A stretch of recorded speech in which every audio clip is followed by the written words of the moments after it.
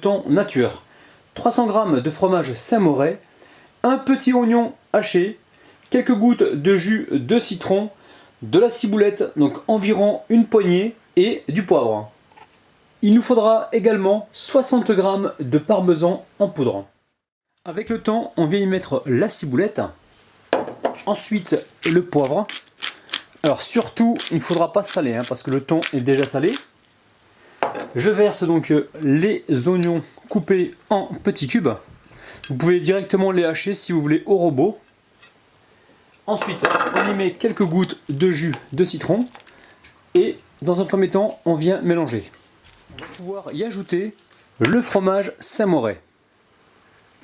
On va y aller en 2 fois, ça sera beaucoup plus facile pour mélanger. Allez, on y met la deuxième partie.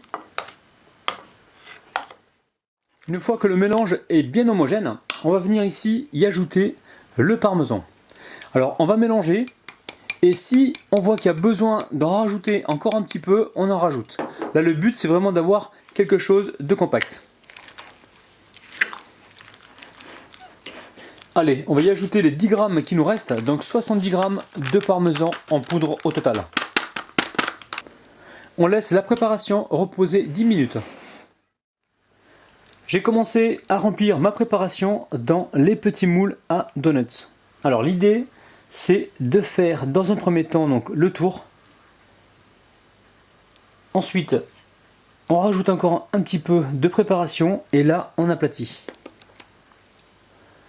Ensuite on vient tapoter notre plaque sur le plan de travail. Donc ça c'est pour chasser les bulles d'air. Et avec la cuillère on vient reformer donc, le trou au milieu.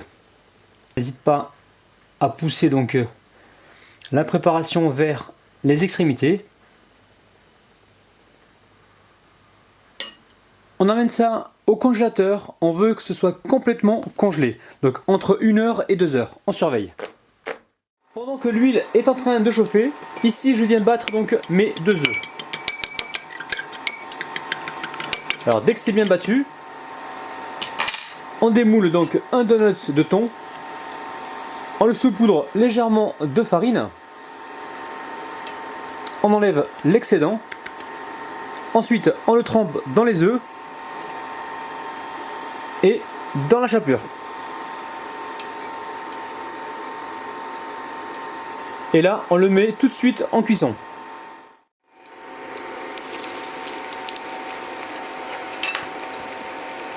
Et on n'hésite pas à mi-cuisson de retourner donc le donut de thon.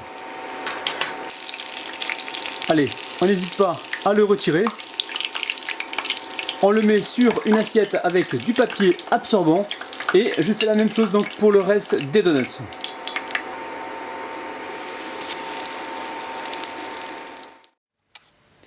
Enfin, les donuts au thon sont cuits. Je vous montre ça de près et je passe tout de suite à la dégustation. Alors là mes amis, c'est une pure merveille. Faites ça à l'apéro et vous allez vraiment surprendre vos amis. C'est vraiment super bon. Ça y est, ma vidéo